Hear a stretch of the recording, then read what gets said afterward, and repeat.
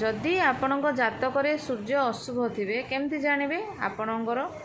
चक्षु रोग माने चक्षुजनित विकार आरंभ हम कौन प्रकार प्रॉब्लम हम हठात कि आखिरे कौन प्रॉब्लम हम एवं हाड़ जनित आपण को प्रॉब्लम हबार आरंभ हो बॉडी रे आपणकर हाड़ सब इनफ्लेम हम ना गंठी भात हम आंठू भात हम यही सब प्रकार प्रॉब्लम आपन को स्टार्ट हम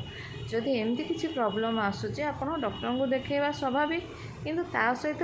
वैदिक उपाय आपन करंतु प्रत्येक दिन स्नानादि कर्म सारी सूर्य को जल अर्घ्य देवे एवं सेकेंडली कौन करेंगे टिके हलदी गुंड को गंगा जल में मिसई देवे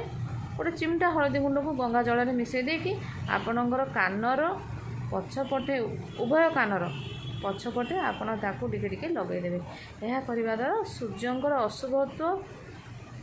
ह्रास हम एवं आपण को भल शुभ फल मिलवा आरंभ हम।